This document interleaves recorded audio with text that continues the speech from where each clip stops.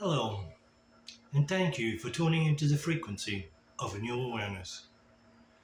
Today, we are going to look at what is God. And we have already pointed into the direction in our last video where I explained the creation story with the help of modern day science. There, we read that God said and spoke a world into existence. But what is God? Well, when we look into religious circles, we immediately hear that God is love. And that is true. But what meaning does it have really? Because the God of religion is portrayed as his personified being that is all powerful, all wise, and all present, and can organize the universe as it is and answer and listen to all prayers at the same time. But modern day science points us in the direction that God is consciousness, therefore, God is energy.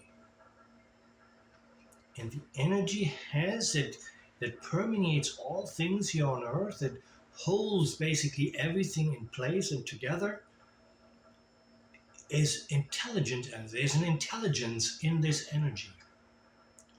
So, when we look at ancient writings, now what theory are they uh, showing us? Is it the personified being of God or God the energy, intelligent energy? So let's find out and take a look. Now, for that, we're going to turn to the Gospel of John, chapter 1. In the beginning was the Word, and the Word was with God, and the Word was God. He was in the beginning with God. All things were made and came into existence through him.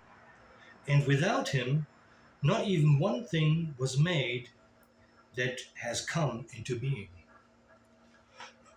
Now, here we can clearly see that these scriptures have been changed because the word is in it. It's not in him. It was changed with the intention to emphasize that the word is Jesus. So, now let's look at another scripture.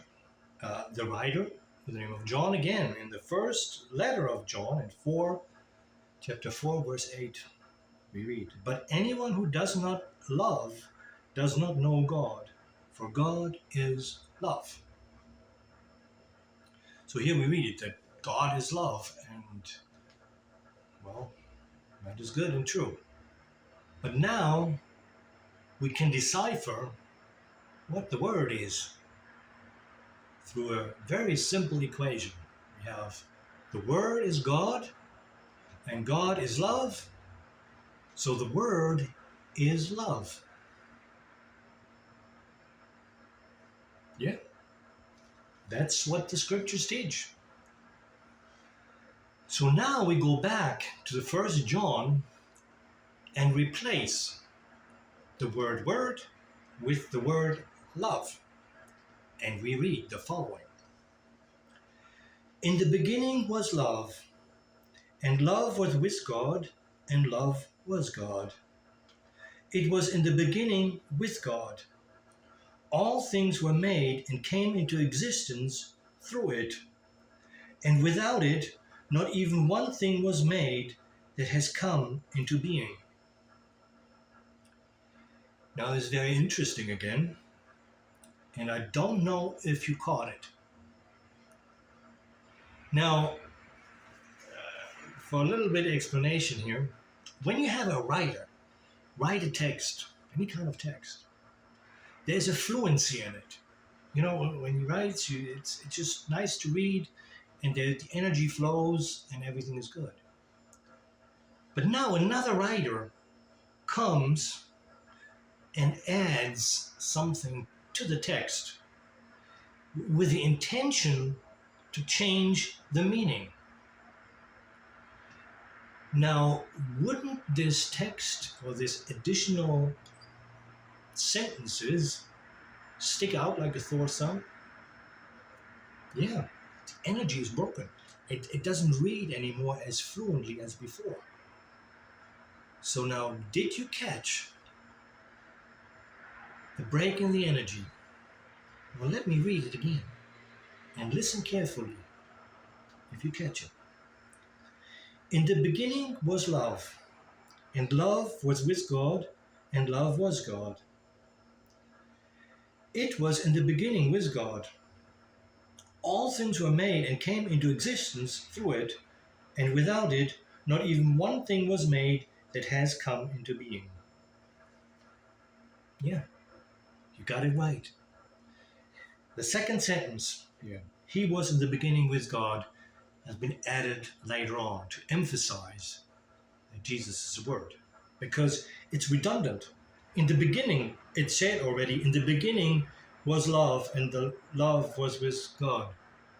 And in the second sentence, it was in the beginning with God. So it doesn't make sense. It's disruptive. It's a continuum thought was disrupted. So we can tell that this sentence was added on later in order to emphasize that the Word is Jesus.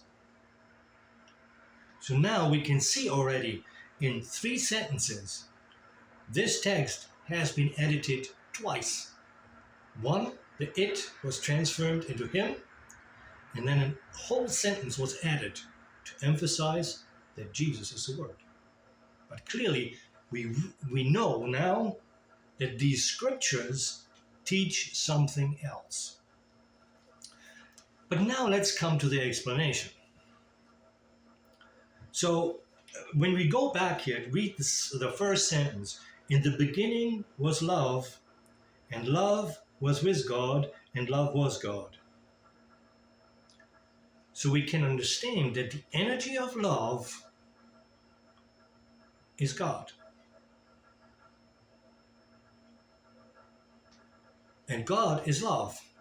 So God is energy. And this energy is called love. Do you understand that? It's very clear. So God is not a person. It's not a being. It is energy. But now let's read further. Now the second sentence we can just leave because it is not part of the original writing. And say, all things were made and came into existence through it. So through love, everything came into existence. It means that the creation process is love. Or the creation process is God. So that's very interesting. So we read on. And without love, not even one thing was made that has come into being. Here it says that love is the energy of everything created. Everything that came into being, that was made manifest in physical form, was created with the energy of love. And God is love. So God is in everything, is in the human being, is every human being, is God inside. And God is in your TV that you're watching, in the tree that you're out there hugging. God is in everything.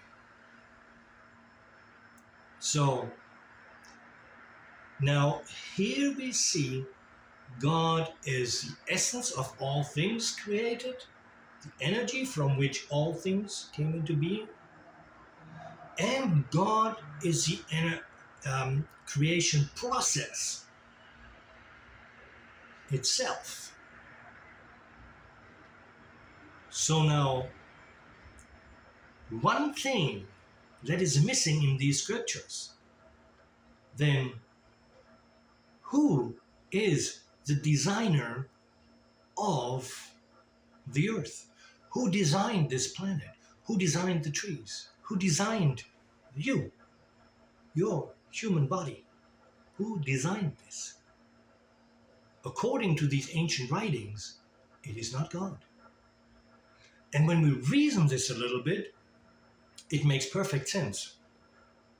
Now let me give you an example.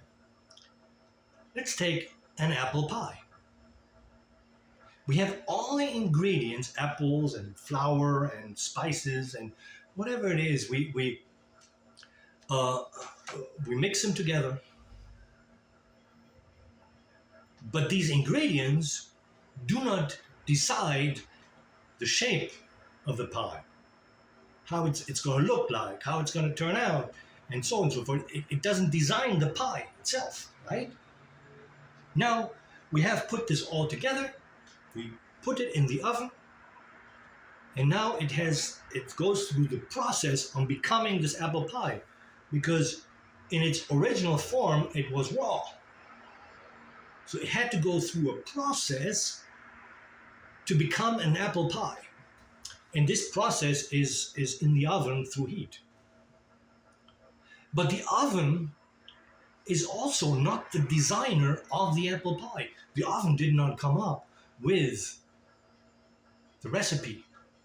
It didn't come up with the design of and shape of the pie. So, do you understand now that God is a process and the energy with which everything was created? But God is not the designer. So he is a creator in the meaning of manifesting, but he's not the creator in the essence or in the meaning of designer, imagineer. So it takes God's creation to design. But that is another video. So I hope you could see what God is and what God is not. So I hope you understand what these ancient writers are trying to tell us.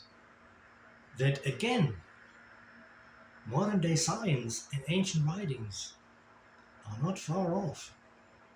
Very close. But anyway, thank you very much for watching, and I hope to see you in the next video.